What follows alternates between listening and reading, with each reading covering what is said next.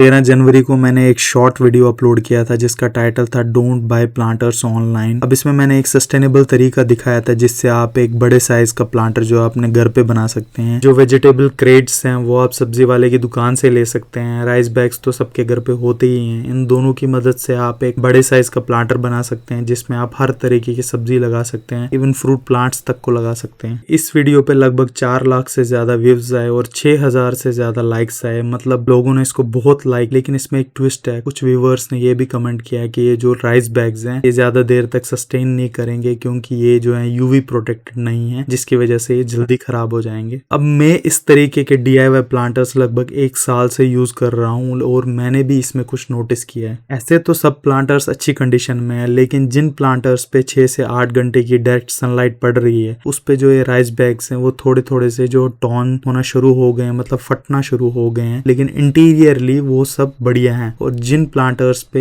2 या 3 घंटे की ही डायरेक्ट सनलाइट पड़ती है वो बिल्कुल ओके हैं और उनमें कोई भी इफेक्ट नहीं है। पर इससे एक बात तो क्लियर है, ये जो राइस बैग्स हैं जो यूवी प्रोटेक्टेड नहीं रहते हैं इनकी जो शेल्फ लाइफ है वो कम रहेगी as compare to HDPE bags जो 280 GSM या 230 GSM के आते हैं और यूवी प्रोटेक्टेड होते हैं। इसलिए अगर आप लो बजट में एक बढ़िया सा प्लांटर बनाना चाहते हैं तो एक बेस्ट मेथड है DIY प्लांटर बनाने का। लेकिन आपको हर 2 साल के बाद इसका जो इनर मटेरियल है उसको आपको रिप्लेस करना पड़ेगा। और अगर आप वो सब नहीं करना चाहते हो तो उसमें एक ही तरीका है, इस राइस बैग की जगह हम HDPE मटेरियल से इसको रिप्लेस करेंगे। तो इसी चीज को सॉल्व करने के लिए मैं दोनों मोड्स ऑफलाइन ऑनलाइन मोड में HDPE बैग्स मटेरियल जो 200 GSM से अब होंगे उनकी तलाश में निकला। अब ऑफलाइन तो मैंने बहुत सारी दुकान में ढूंढा पर वो नहीं मिला, लेकिन ऑनलाइन भी कहीं भी रिटेल क्वांटिटी नहीं मिली, मतलब जिसमें आप छोटी क्वांटिटी ले सको, परचेज कर सको, सिर्फ बल्क क्वांटिटी मिल रही थी। लास्ट में अमेजोन पे एक सेलर मिला जो रिटेल क्वांटिटी में 230 GSM का शीट सेल कर रहा था, जिससे हमने 8x10 फीट्स का एक शीट जो है वो परचेज किया 230 GSM का, जो लगभग हमें 1200 रुपए का पड़ा। इसका रेफरल लिंक मैं डिस्क्रिप्शन में डालूंगा, आप वहां से चेक कर सकते हैं और अपनी रिक्वायरमेंट के हिसाब से परचेज कर सकते हैं। इससे हमारे 10 से 15 तक जो शीट्स हैं वो कंटेनर्स के लिए निकल जाएंगे। अगर साइज आपका वेरी करेगा तो उससे आपके नंबर ऑफ शीट्स भी वेरी करेंगे। अब इसको यूज कैसे करना है, आपने 27 सेंटीमीटर की विड्थ और 60 to 65 centimetre depending upon size आपने इसमें से शीट्स काटने हैं। फिर आपने जैसे मैं शो कर रहा हूँ वैसे आपने कंटेनर के इनसाइड इसको लगाना है। बॉटम में ऑलरेडी होल्स हैं इसलिए ड्रेनेज की चिंता नहीं है। आप इसको नीचे कंकर से भर सकते हैं, जिसको बजरी बोलते हैं, वो डाल सकते हैं, या आप दिए रख सकते हैं, या आप सूखी घास जो होती है वो रख सकते हैं, ब्रांचेस रख सकते हैं। मैं यहाँ पे कुछ कोकोनट के छिलके रख रहा हूँ, साथ में कुछ सूखी जो ब्रांच हैं या जो पुराने पौधे हैं उनकी सूखी हुई टहनियां रख रहा हूँ, जिससे वजह से पानी का फ्लो जो है वो बनता रहेगा। जैसे भी आप अपना सॉइल मिक्स प्रिपेयर करते हैं वैसा प्रिपेयर करके आप इसको फिल कर सकते हैं और कोई भी अपनी मनचाही सब्जियां, कोई भी फ्रूट प्लांट आप इसमें लगा सकते हैं। अब कुल मिलाकर हमारा जो एवरेज कॉस्ट बैठता है इतने बड़े प्लांटर को क्रिएट करने का वो 100 रुपए से भी कम का बैठता है, अगर हम 15 से ज्यादा शीट जो है इसमें से निकाल पाते हैं। और इसकी जो मिनिमम शेल्फ लाइफ रहेगी वो 7 से 8 साल रहेगी एज कम्पेयर टू अगर हम राइस बैग से बनाते हैं जिसकी शेल्फ लाइफ 2 से 3 साल रहेगी और जिसकी वजह से आपको हर बार उसको रिप्लेस करना पड़ेगा।